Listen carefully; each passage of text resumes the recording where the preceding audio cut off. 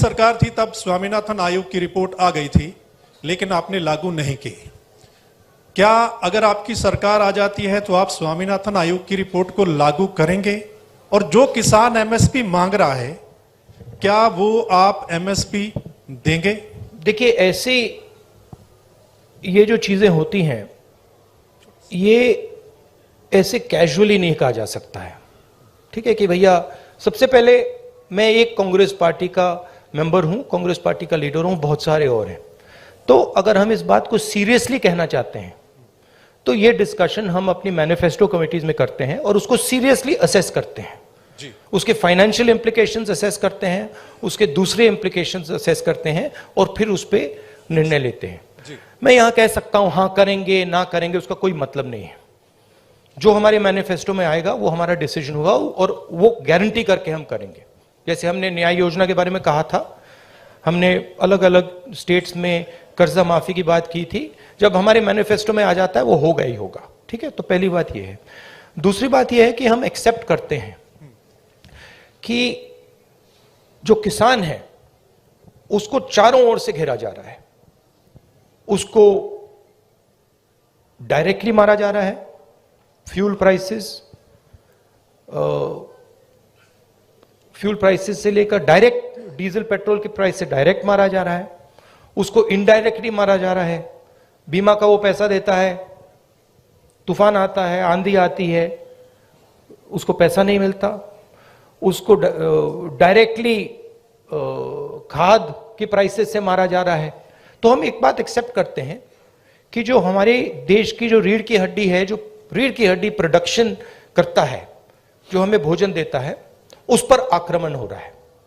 वो जो 3 किसान की काले कानून थे, वो कानून नहीं थे, वो किसान को मारने के हथियार थे। जैसे डिमोनेटाइजेशन और गलत जीएसटी छोटे व्यापारियों को मारने के हथियार हैं, वो पॉलिसीज नहीं है। ठीक है, तो हम समझते हैं कि उनको प्रोटेक्शन की जरूरत है। और एक और बात, एक्सपोर्ट पॉलिसी भी उनको मारने का, उनसे चोरी करने का एक तरीका है। ठीक है, तो हम जानते हैं कि किसान पर आक्रमण हो रहा है और मैं आपको एक बात की गारंटी दे दूंगा कि कोई भी कांग्रेस पार्टी की सरकार आएगी, वो आक्रमण बंद होगा, किसान की रक्षा होगी, उसकी प्रोटेक्शन होगी। और अगर हम अरबपतियों का लाखों करोड़ रुपए कर्जा माफ कर सकते हैं तो हम किसानों की भी मदद कर सकते हैं। ये मैं आपको गारंटी करके दे सकता हूं। एमएसपी बहुत जरूरी मुद्दा है, उस पर हम चर्चा करेंगे, इंटरनल डिस्कशन करेंगे और उस पर हम निर्णय लेंगे। मगर मैं ऐसे प्रेस कॉन्फ्रेंस में इन चीजों के बारे में फ्लिपेंटली नहीं बोल सकता। मैं सीरियस आदमी हूं, मैं अगर मेरे मुंह से कुछ निकलता है तो क्रेडिबली निकलना चाहिए, सच्चाई निकलना चाहिए। नहीं, सप्लीमेंट्री नहीं, एक सेकंड, जवान की बात करता हूं। बेरोजगारी की बात बहुत ज्यादा, जिस स्टेट में आप बैठे हैं आंकड़ों के हिसाब से topper, supplementary please, topper. No supplementary एक जवान के बारे में मैं आपको बताता हूं। आपके एक सेकंड सर, आप कहते हैं कि कोई इंजीनियरिंग में जा रहा है, कोई मेडिकल करता है, आईएएस करना चाहते हैं, लेकिन जॉब्स नहीं है, यानी कि उनको पता नहीं कितनी जॉब्स हैं। तो आपके पास क्या ऐसा रोड मैप है? हमारे देश में हर साल लाखों ग्रेजुएट निकलते हैं, पोस्ट ग्रेजुएट निकलते हैं, सरकारी और प्राइवेट नौकरी में ऐसा कौन सा रोड मैप होगा कि हम उनको सेट कर पाएं? देखिए, ये देश अपने युवाओं से झूठ बोल रहा है। ठीक है, झूठ क्या है? मैं अब 3000 किलोमीटर चला हूं, युवाओं से मैं पूछता हूं, बच्चों से पूछता हूं क्या करना चाहते हो, 5 जवाब मिलते हैं। Engineer, doctor, lawyer, army, administration. ठीक है, और सारे के सारे, मतलब हजारों बच्चों ने मुझे ये 5 जवाब दिए हैं। रियलिटी ये है कि इनमें से 10% को, 15% को, ज्यादा से ज्यादा 10% भी मुश्किल है, 10% को इंजीनियर, डॉक्टर, लॉयर ये जॉब्स मिल जाएंगे, बाकी को नहीं मिलेंगे। तो इन सबके सपने टूटेंगे। मेरे पास एक बच्ची आई, कहती है मैं आईएएस में जाना चाहती हूं।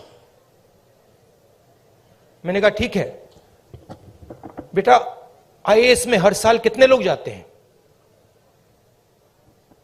मुझे कहती है 5 लाख लोग जाते हैं। मैंने उससे कहा नहीं बेटा 5 लाख लोग नहीं जाते हैं, 150 लोग जाते हैं, रोने लग गई। तो ये देश अपने बच्चों से, अपने भविष्य से झूठ बोल रहा है और ये इनका दिल तोड़ेगा। हर रोज इनका दिल टूटता है, इनके सपने टूटते हैं। क्यों टूटते हैं?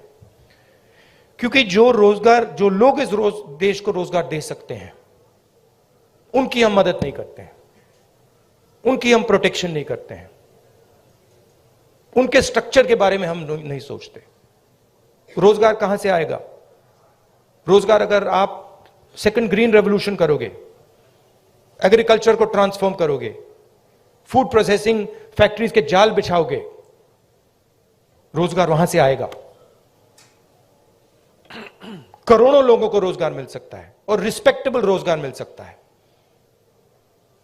दूसरी बात, जो स्मॉल और मीडियम इंडस्ट्रीज को डिस्ट्रॉय किया गया है, और कोई शब्द ही नहीं है, डिस्ट्रॉय किया गया है। जीएसटी, डिमोनेटाइजेशन और कोविड के समय जो किया, वो दूसरे लोग हैं जो रोजगार दे सकते हैं, करोड़ों लोगों को रोजगार दे सकते हैं। मैं आपसे सवाल पूछना चाहता हूं, आप मुझे वो नाम बता दीजिए जो छोटी कंपनी चलाता हो, स्मॉल और मीडियम साइज इंडस्ट्री चलाता हो, जो आज लाखों करोड़ का मालिक हो गया है। नाम बता दो मुझे। आप ये होंडा गाड़ी चलाते हैं, इसका मालिक मैकेनिक था। ये टोयोटा गाड़ी चलाते हैं, इसका मालिक मैकेनिक था। आप मुझे मैकेनिक का नाम दे दो जो इस देश में बड़ा उद्योगपति बन गया है, बताओ। नहीं है। तो जो रोजगार दे सकते हैं, जो सपने पूरे कर सकते हैं, उनको उनकी हत्या हो रही है।